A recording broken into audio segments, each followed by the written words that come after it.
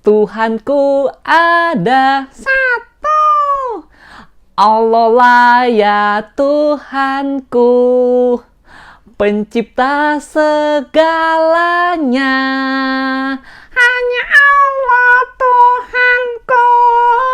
Iya, baik teman-teman. Assalamualaikum warahmatullahi wabarakatuh. Waalaikumsalam warahmatullahi wabarakatuh.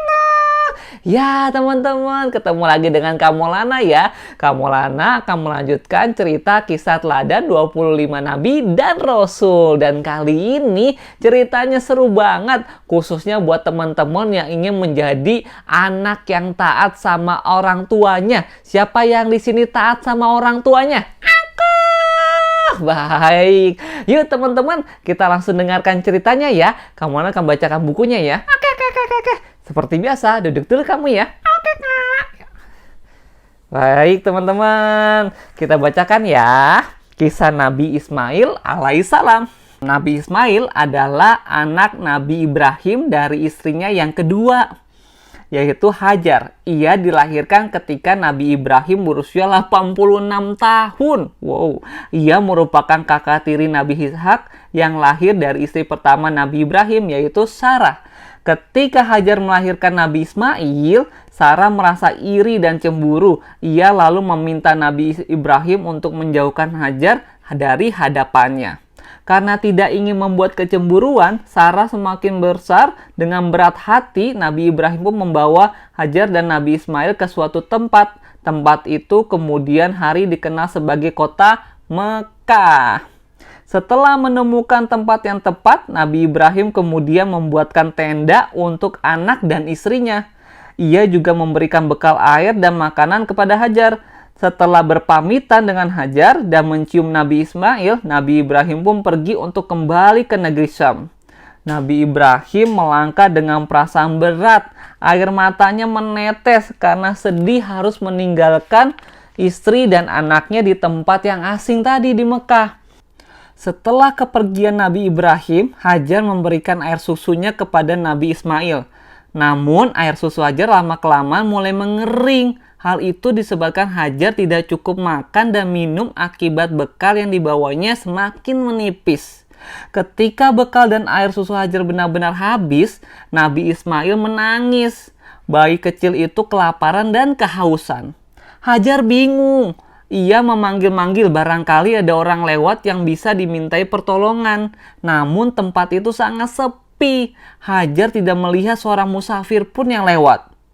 Hajar kemudian meninggalkan Ismail, lalu ia berlari-lari kecil dari Bukit Safa ke Bukit Marwah untuk mencari kalau ada mata air atau orang yang bisa dimintai pertolongan. Namun setelah 7 kali bolak-balik Safa dan Marwah, Hajar tidak kunjung menemukan apa yang dicari. Bayangin teman-teman, 7 kali bolak-balik Safa dan Marwah, tetapi Hajar tidak menemukan mata air ataupun orang yang lewat. Hajar hampir putus asa. Ia lalu teringat kepada Nabi Ismail yang ditinggalkannya dan bergegas menemuinya.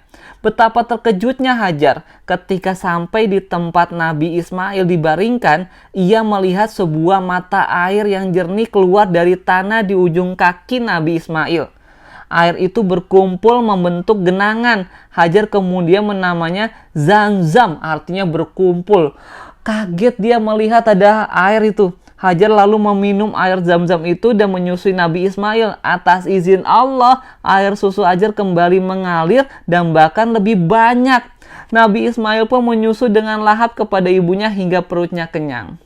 Ketika Nabi Ismail menyampai usia balik, Allah memerintahkan perintah kepada Nabi Ibrahim untuk menyembelihnya. Itu adalah ujian keimanan yang diberikan oleh Allah kepada Nabi Ismail dan ayahnya. Nabi Ibrahim kemudian menyampaikan perintah Allah itu kepada kepada Nabi Ismail. Wahai anakku, sesungguhnya Allah memerintahkanku untuk menyembelihmu. Maka bagaimana pendapatmu, anakku? Tanya Ibrahim. Nabi Ismail adalah anak yang taat dan berbakti kepada orang tuanya. Ia juga seorang hamba yang beriman kepada Allah. Ketika ayahnya memberitahu mengenai perintah Allah tersebut, ia pun dengan ikhlas menyetujuinya. Wahai ayah, lakukanlah apa yang diperintahkan Allah kepadamu. Insya Allah engkau akan mendapatiku termasuk orang yang sabar, kata Nabi Ismail. Nabi Ibrahim sangat bangga mendengar jawaban anaknya. Ia bersyukur kepada Allah yang telah memberikan seorang anak yang taat dan beriman. Ia juga memohon agar diberikan kesabaran dalam menjalankan perintah sekaligus ujian Allah kepadanya. Nabi Ismail kemudian dibawa oleh ayahnya ke suatu tempat di sana. Ia dibaringkan di atas sebuah batu untuk disembelih. Namun sebelum pisau Nabi Ibrahim sempat menyentuh leher Nabi Ismail, Allah telah mengganti sosok Nabi Ismail dengan seekor domba.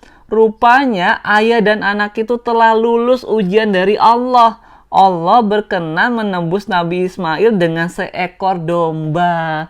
Jadi Nabi Ismailnya tidak jadi disembelih, teman-teman. Ada suatu mukjizat yang Allah berikan semata-mata untuk menguji Nabi Ibrahim dan Nabi Ismail. Nah, setelah itu ada lagi keajaiban tentang Nabi Ismail, teman-teman, yaitu membangun Ka'bah. Nabi Adam adalah pembangun Ka'bah pertama, sedangkan Nabi Ibrahim dan Nabi Ismail penerus pembangunannya. Alasannya adalah di sekitar lokasi Ka'bah sering terjadi banjir besar yang menyebabkan tertutupnya bangunan Ka'bah, sehingga lama-kelamaan bangunan Ka'bah menjadi pendek. Oleh sebab itu, Nabi Ibrahim dan Nabi Ismail membangunnya kembali, yakni dengan meninggikan bangunan Ka'bah. Keduanya bahu-membahu dalam melaksanakan pembangunan Baitullah atau rumah Allah tersebut. Nabi Ismail yang mengangkat batu batanya, sedangkan Nabi Ibrahim yang memasangnya. Bangunan Ka'bah tersebut semakin lama menjadi semakin tinggi, sehingga Nabi Ibrahim kesulitan untuk memasang batu batanya. Nabi Ismail kemudian mencari sebuah batu besar untuk dijadikan sebagai pijakan Nabi Ibrahim pada saat memasang batu batanya. Dengan batu tersebut, Nabi Ibrahim bisa leluasa memasang batu batanya dengan baik dan sesuai dengan apa yang diinginkan. Batu pijakan tersebut saat ini disebut sebagai Maqam Ibrahim yang hingga kini masih ada.